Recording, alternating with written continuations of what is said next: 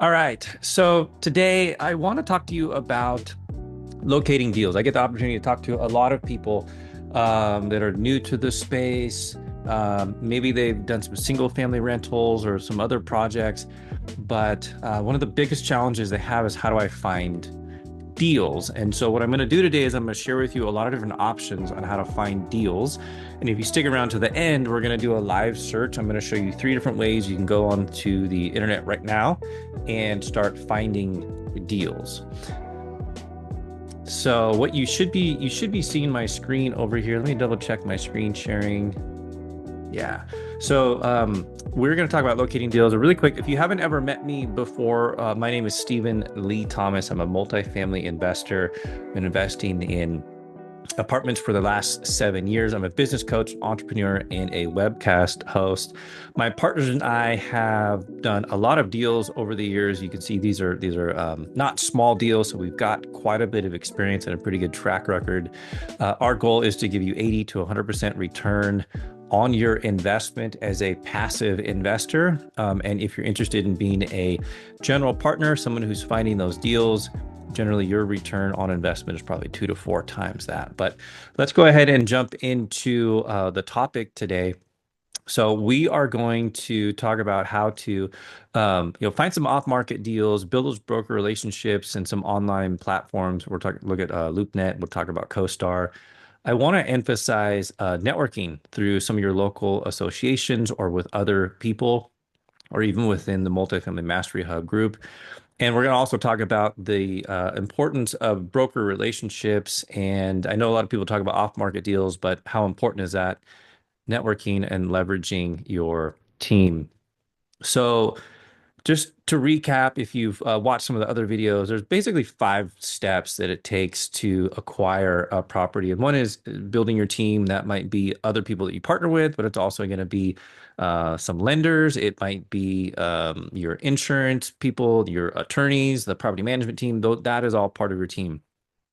Then we have locating properties, and that's what we're going to get into today.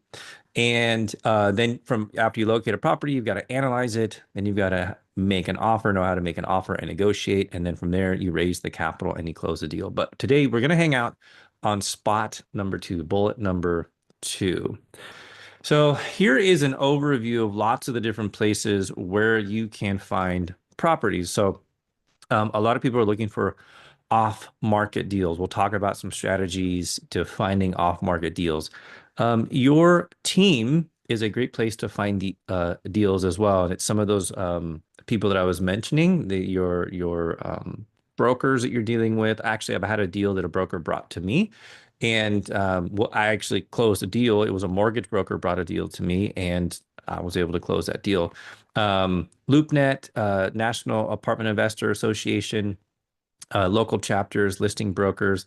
How can you connect with owners? I have MLS listed here. It's hard to get access to that unless you already have some type of a license. But then you've also got Zillow. We're going to look at Zillow today. I'm going to talk about a couple different paid subscriptions. There's other investor groups. And then also just being part of this community, you're going to be connecting with people, and they might even have some deals that you can look at. I think the key here is to know that it's not what you know, it's really who you know. It's taking the time to build those relationships. So I guess a little bit about the what is how do you find those deals, but most of it really is about who you know. So let's talk about off-market deals. The true off-market deals, they come to buyers with experience with the broker. And what does that mean? The reason why you're going to get offered an off-market deal is because you've already built a relationship with a broker, potentially an owner, but the reason why you would get an off-market deal is because you've already proven that you can close on a deal. They're not going to brokers aren't going to mess around and send you off-market deals just because you reach out to them and say, hey, give me an off-market deal. So off-market deals, and I've been doing this for a while. Yes, you get them, but just because it's off-market doesn't mean you're the only one seeing it. There are other people seeing the deal. I guarantee you there's other people seeing the deal. You might get an early look at it, but nine times out of 10, what the broker is going to do is they're going to send it to you early, but they're still putting together an offering package and they are going to market it. And they will generally do a full market cycle unless you're able to very, very, very quickly analyze that deal and make an offer and be very preemptive. But you don't have a lot of time to do that. And then my last bullet here is don't be overly aggressive and call a broker when you're new and ask for off-market deals. I wouldn't, if you're sending them an email, however you're reaching out to them, I don't even know that I would put like, hey, send me off-market deals because they don't know you. They have no idea if you're going to be able to close a deal. They've already built relationships with other people that can close deals. So I wouldn't even throw that out there at first and ask for those, hey, I want off-market deals. That's something you're going to have to like earn trust over time to be able to get those off-market deals. But just because I'm saying that doesn't mean there aren't the only good deals are off-market deals. I don't believe that at all. Um, that is not the case. There's a lot of good deals out there that are not off-market, and I would say the vast majority of deals actually go to market. And the reason for that is because if the broker thinks that they can get multiple offers and drive the price up, they're going to do that because it's going to help the person that's selling. So the next thing I want to talk about is the team. And when I say the team, yes, you have your partners, but you need to be focused on building a team of people that you're going to work with to get these deals across the finish line. So you will have lenders, you will have attorneys, you will have property management companies, you will have contractors. All of these people, they are in the know every day. They are actively working on finding, they're working with other people who are selling properties. Um, they're working with other owners of properties, working with other GP groups of properties. So um, this is a great way to find deals. And I can tell you that I haven't gotten a deal from an attorney yet, but I've had many deals sent to me from property management companies I've worked with, contractors that are out there and they're touching those properties every day. They build relationships with owners.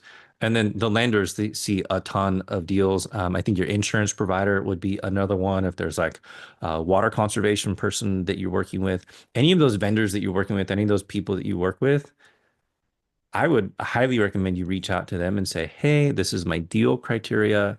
These are the properties I'm looking for. Here's the property types I'm looking for. If you see something that matches that, would you mind sending it over to me or give me an introduction to the person selling the property? I think that's a fantastic way to find deals. There is also LoopNet and Crexi, and we're going to jump over after I go through the slides. We're going to jump over there, and I'm going to show you what that looks like, so you can actually start looking for deals today if you wanted to. There are people who will, push back and say, "Oh, anything that goes on LoopNet or Crexi, it's old news," and that may be true. It's not 100% true, but it's not going to be all of the listings, especially the free version. But here's where it's really, really, really good. It's a fantastic way when you're first starting to go find deals and get some information and actually practice underwriting. So that's thing number one that's great about both of these. Number two, um, it's a way for you to find brokers and start reaching out to them, building those relationships. I think that's probably the most valuable piece here is how to start getting deal flow. I love using LoopNet and Crexi because I can find the listings, and even if the listings are out of date, even if the property's already sold, I now get a Rolodex, a phone book, if you will, full of brokers. I can reach out to all of them. So that is the most valuable way I have found to find brokers in any given market and I'll show you how to do it. Go to LoopNet or Crexi, look for the property types that are in your criteria. Then you're going to find all the brokers who are selling those properties and you just reach out to them. It's actually really easy. You set up a phone call. I just did it a few weeks ago and had a great conversation. And I think they sent me 5 or 6 deals. That was great. The other thing it's going to help you do is it's really going to help you understand the market and the pricing. You're going to get very quickly, if you're not familiar with the market, what's going on in there? What is the inventory looking like? Who are the brokers that are there? What does the pricing look like? It's a fantastic way to just start learning a particular market. So these is probably my favorite right here for just starting to get deal flow and finding deals.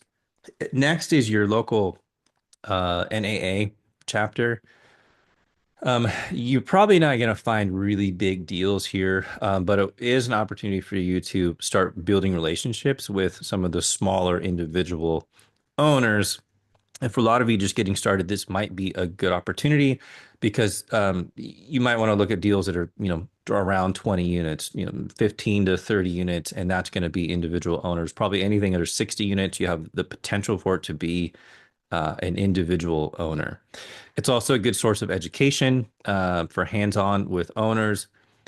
Obviously, some chapters are better than others. There's not much, there's some places that don't even have this. So you have to check and see if it makes sense to you. And then also, they may have access to other resources that are available to you. Personally, I haven't leveraged this. I know people that do, but I think there's better ways to get access to deals. This is not something you need to do at all. Let's talk about listing brokers. So LoopNet and Crexi are fantastic for finding those deals and finding the brokers. Um, Everything that I've found has always been through a broker, and I like to think of it like this. There's the 80/20 rule. So 80% of the deals, at least 60 units and over, come from the brokers, and 80% of these deals will come from 20% of the brokers in any given market. And I'll put that in perspective for you. So here where I live, it's a smaller market. I think the MSA itself is, I don't know, a million, 1.2 million people. And we reached out to a few brokers here, and we started with one of the larger national brokerage firms, Northmark. And then from there, we talked to a local brokerage firm. When we talked to the national brokerage firm, that's the one where we got probably like 5 deals. And we talked to the local brokerage firm. The guy said, I don't have anything to send you. I haven't had anything really for the last 6 to 12 months. So just not a lot of deal flow. So it's very different perspective. And so the reason why I'm sharing that with you is you want to build relationships with multiple brokers and brokerage firms, because there will be a favored broker or favored firm in the area. And some of the national guys like Marcus and Millichap, I mentioned, Northmark, they do so much advertising and marketing at a national level. They get a lot of that attention. The other thing I'll tell you is a couple of things here. When you're reaching out to brokers, this is a very kind of a nerve-wracking thing when you first do it. You don't really know what to say or how to say it. I think the most important thing is you want to go to them with some clearly defined criteria. So I spoke with someone a few weeks back that's wanting to get into the apartment investing space, and I was asking them what they were talking to brokers about, and they said, I'm asking brokers for mobile home parks. I'm asking them for storage, um, empty land, duplexes, multifamily stuff, and they said, and I'm asking for all of it to be seller financed and off market. And I was like, you're crazy. You're being too aggressive with this. You're asking them to give you everything, and you're all over the place. Like you're not focused on one thing. So I think that was a very big disadvantage for them. And my advice to them was like, pick one asset class and just go for that. So you want to nail in your deal criteria, because there's a big difference between saying, I want to get an apartment complex, send me your deals, and saying, I'm looking for something that's under 60 units. I'd like it to be built between 1960 and 1990. I'm looking for something that has had a single owner for the last 10 years, or I'm looking for something with no boilers and chillers. The more specific you can be with the broker, it's going to do two things. Number one is they're only going to send you stuff that actually works for you. And number two is you're going to come across as much more polished and much more professional knowing what you're doing. So take a few moments and define your deal box before you send it over, rather than just, hey, I want to hop on a call and send me everything you've got, because they don't want to do that. A lot of people reach out to them And what they're looking for is someone who can move quickly and transact. A lot of new people reach out to him, and that's okay, but you don't want to waste their time. So be clear. And the last thing here is be truthful. If you're new, that's fine. That's cool. Be like, hey, I'm new. This is what I'm looking for. It might take me a little bit longer.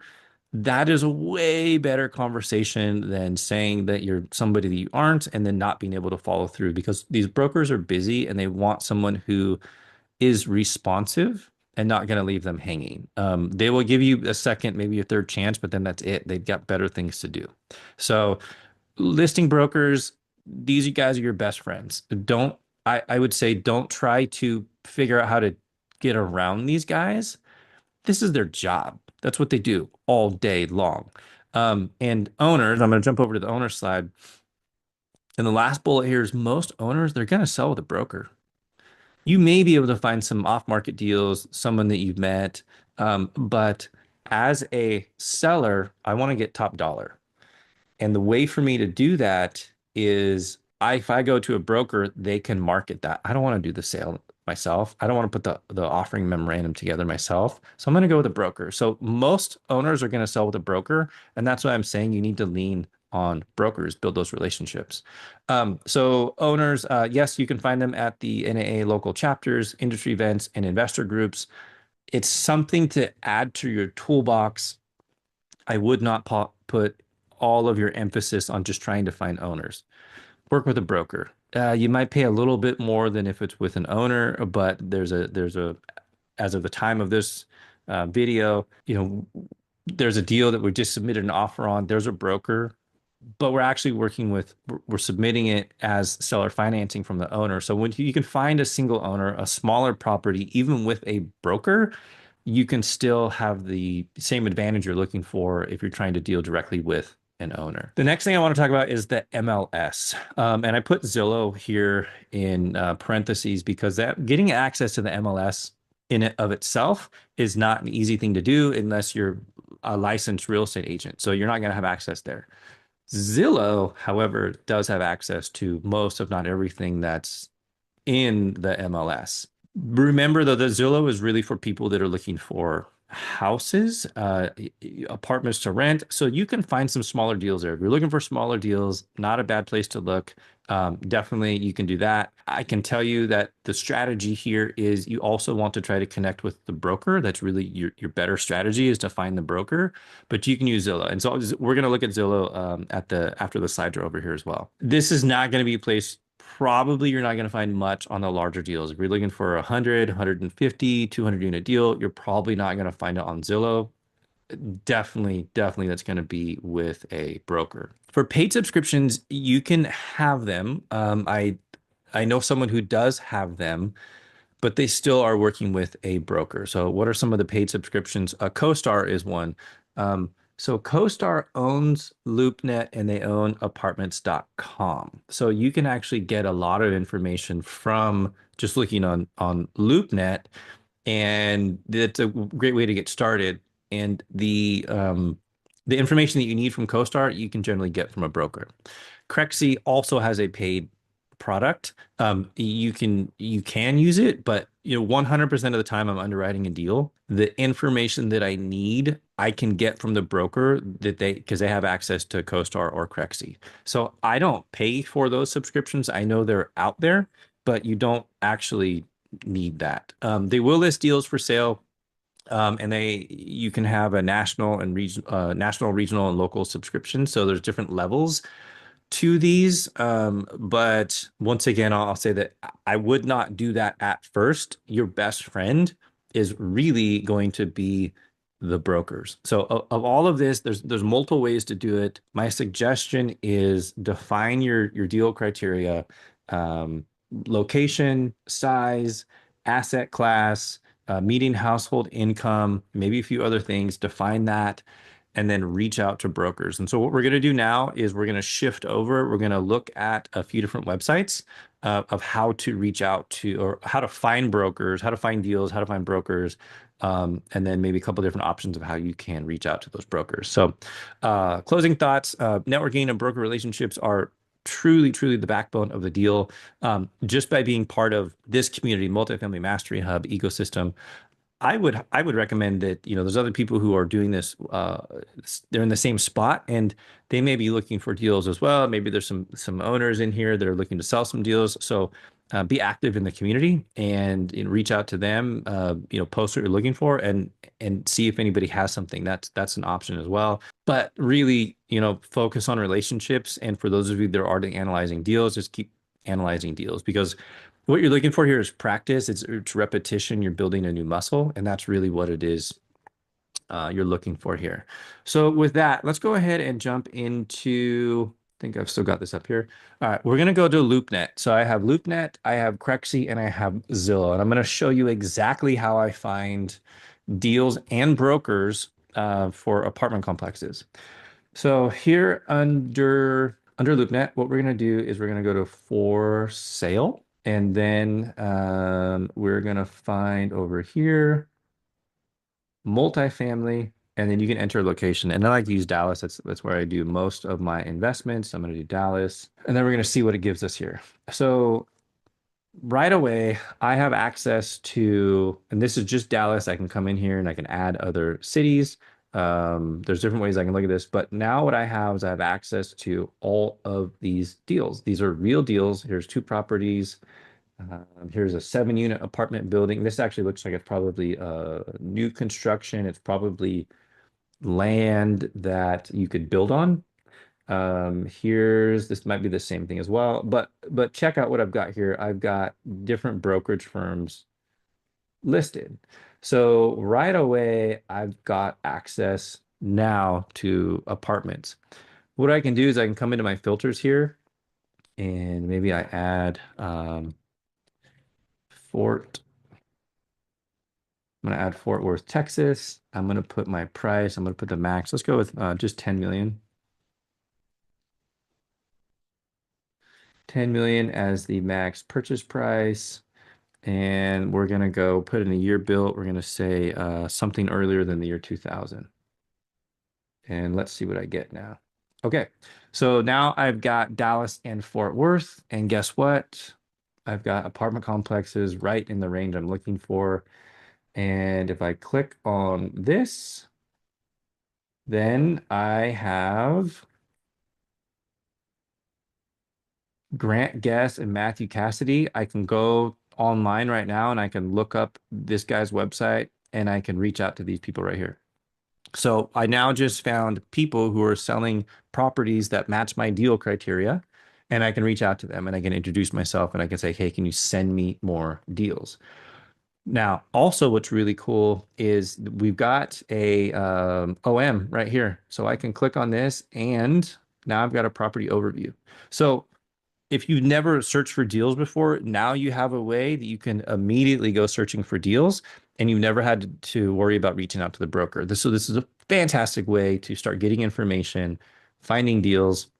So you got your whole unit mix here. You've got your current rent. You've got market rent. So you can even start building a pro forma, do your underwriting. You've got a ton of great information here. So that I think is a really good resource right there. So that is example number one. That is using LoopNet. So now we can go into Crexi. We're going to look for sale here. Basically the same idea. We're going to do multifamily. You're going to check what it is you're looking for. For me, I'm not looking for RV parks. I'm not looking for single family rentals. And I'm also not looking for student housing.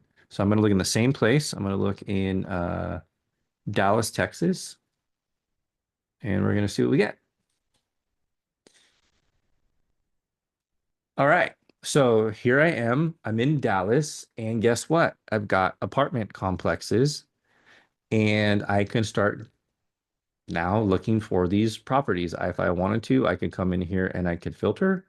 I could search for a lot of different things, remaining term, right? I've got this nailed down to just apartment buildings.